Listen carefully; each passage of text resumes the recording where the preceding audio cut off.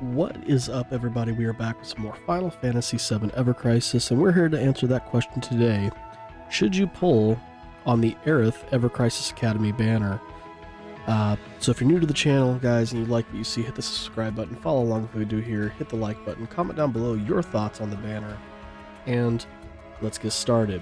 So remember, guys, for those of you who are new to this channel and how I do these videos, this is more designed for those who are trying to figure out how to maybe spend crystals more wisely. You've got a limited amount of crystals, you know, is this something that's going to fit your team builds? Is this going to fill in something that you're lacking? If you're somebody who's a huge fan of everything Aerith and you want to have everything Aerith, then by all means go ahead and pull on this banner. Just the big thing, make sure you can pull enough to get to the costume, so get to stamp 12 and get the gear, because that is usually always the big win when it comes to this stuff.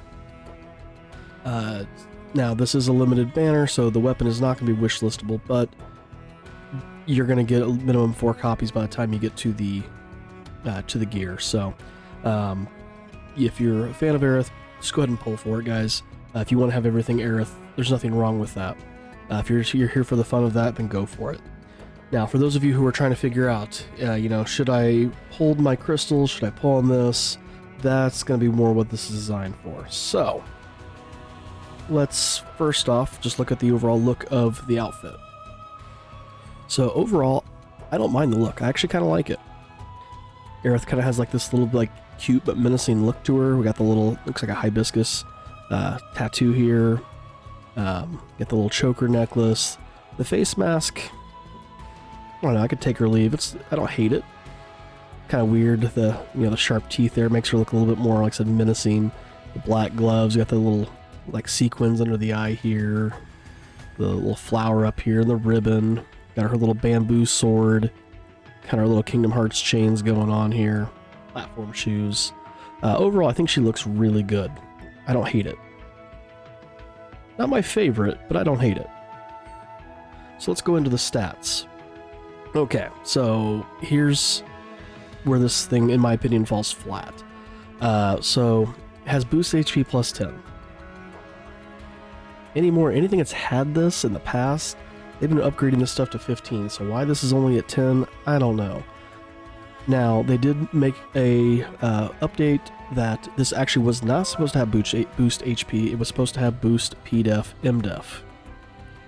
So they're going to be working on that. I think they're going to be adding the PDEF MDEF to this, and then they're also going to go ahead and update the Tifa and Barrett outfits by adding, I'm assuming, the HP, because they don't want this to be more overpowered than that. And then we had the team leader's mask here with the new Arcanum. So again, once they replace this HP with the PDEF MDEF or add that in there, solid outfit to a degree. So that's the costume. Let's take a look at the weapon. So when it comes to the weapon, here's where it's a good weapon, but I'm going to have some complaints. And honestly, it's going to be the same when it comes to the gear, but let's take a look at this. So it is an AoE magic water, 330%. When you have a buff on yourself, you get 1.1 damage. And then when your HP is 50% or more, water damage is increased to all allies from low to mid for 15 seconds. So that 330%, once you're buffed, is going to be doing 363%. Has Im attack boost, heal boost, circle sigil, magic water, or boost magic attack, and then boost water potency. You get it to OB1, you're at 380% magic water damage, but again in that buff state, it's now 1.2% or 1.2 times the damage, so now you're doing 456% damage, and then the AoE water increase is still low to mid, but for 20 seconds. Boost magic attack is 32 points, so if you're main handing this, which I wouldn't suggest, you're going to be at the 20% extra magic attack. If not, you're going to be sitting here at 15%. Water potency, if main handing, 25%. But again, I would actually have a weapon that will allow you to either heal or have a heal all materia slot. So this is going to be in the offhand. So it's going to be divided in half, 15. So you're going to be looking at 7. So you're only at 15%. All right. Here's where a big complaint of mine is going to come in. At OB6. 460% magic water damage. Now it's 1.3. 98% water damage, excellent, to all enemies, which is great. The water damage increase is only mid to mid here, and it's still at 20 seconds. This has not really increased here. Yeah, you start off at mid, but you're going to be, in theory, constantly casting this anyways. You'd get to mid pretty quick regardless. It just means your first hit for everybody is going to be slightly stronger. Which in a DPS race, I guess that could matter, but nothing too crazy there. Boost magic attacks at 40. Again, main handing, you're at 30%. Off-handing, you're still at that 15%. Water potency, 27, so you're at 40%. But again, off-handing it, you're still at 15%. So nothing really big there. You're definitely going to need some things to help boost this. Now, my big complaint now, you don't get to high potency at all until you hit OB10. This sucks. I hate that. I would have been fine if this was mid to high. They could have went low to mid, mid to high, high to high. I'd have been fine with that. But you don't even get a chance at high until it's OB10. You have to fully max out this weapon to get its full buff potential. Damage potential I'm fine with, whatever, I get that. But this, I don't like. 530% magic water damage, AoE 1.4, you're at 742%. Your magic attack is a 46, so if you are main handing it, you're at 40%, but again, you're realistically, you're still sitting here at 15%, which you have been at since OB1. This thing on its own is still only going to get you to that level 3 magic attack. The water potency part has finally gone up enough that, again, so if you're main handing it, you're at 55%, but if you're off handing it, you're finally at 25%. So, like I said, I don't see her main handing this. I would not main hand this. I would have this in the offhand. Outside of maybe max damage battles. Max damage, okay, fine, I get it. Sorry, minor distraction there.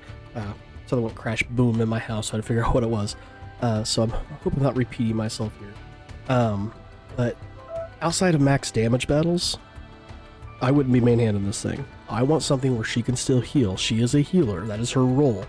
If we're going to follow this whole role thing that was given, tank, DPS, support, healer, she's a healer. This is like a quasi-support DPS weapon. Especially geared with her outfit. If she's a healer, why is she Water Blade or why does she have the Water Arcanum?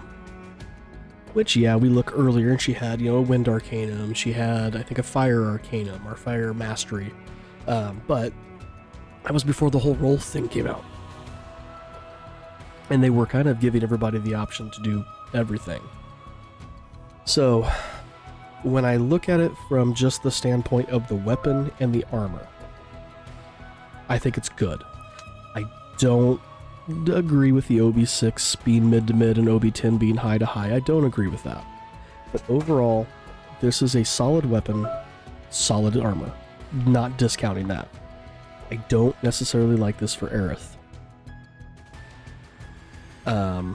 Maybe I'd have been a little bit more fine with it if this had been a heal all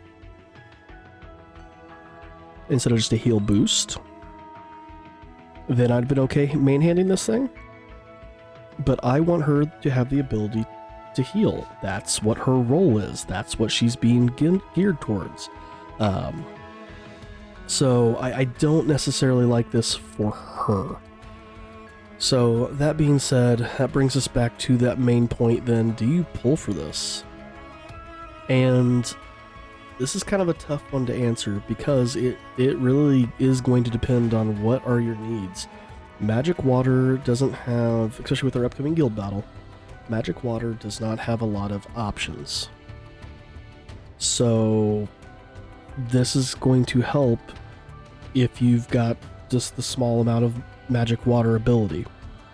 This is going to be super helpful. Or if you have to go physical, this is going to give you that water damage increase, and it's going to help maybe fill that void by not having it as magic water. But outside of that, is it really necessary for any other content that we have? At the moment, not really. I mean, future-proofing, sure. Future-proofing your account, it's a solid weapon. But I don't know. I'm kind of torn on this. The one benefit is the fact that the stamp card, you are able to get OB10 by the second page. And I'm hoping they don't pull the same crap with whoever our other banner is going to be if we do get a fourth banner. Because, I mean, this goes till the 28th, so I'm assuming we're going to get one more banner, maybe. I'm hoping they don't force you to have to go OB10. Again, I get it for the boost and damage, and I'm fine with that. I'm even fine with the duration increases. I'm fine with that. I don't like the ability to hit the even close to max potency being locked behind OB10. Again, mid to high, fine. So that's my kind of issue there. It is a 4 ATB weapon, which is fine. So, yeah, so back to that. Do you pull? Keep in mind, we have a Dragon Quest / Dragon Warrior collab coming up in June. We've got in July, or maybe it's July. June, I think, is the Final Fantasy VI crossover redo. And then we're getting close to coming up on our 2-year anniversary.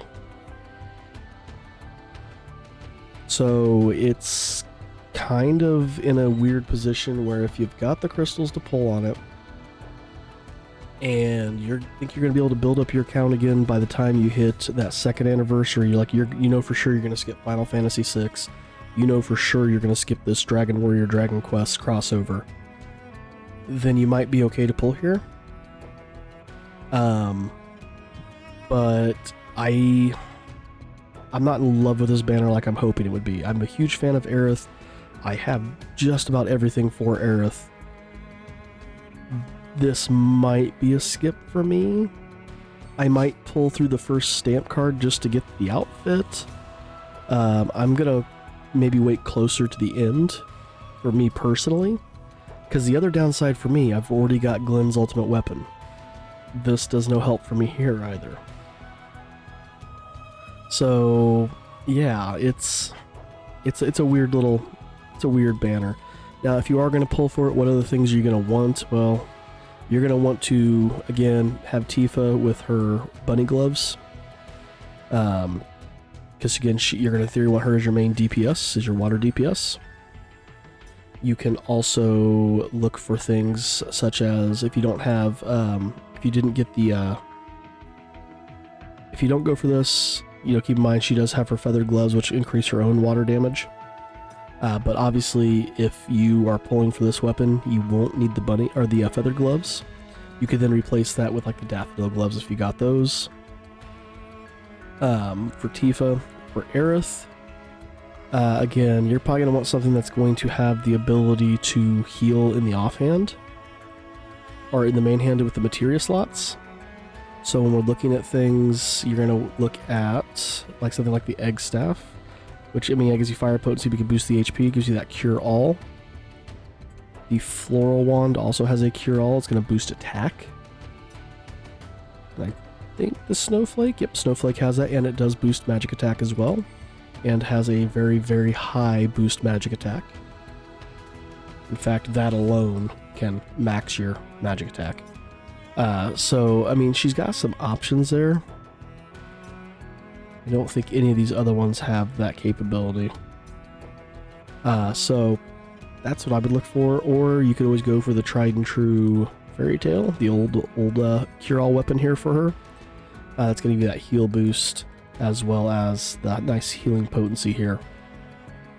But that's a great way to pull for Aerith. Like I said, for Tifa, her bunny gloves, if you got the daffodil, pull for daffodil.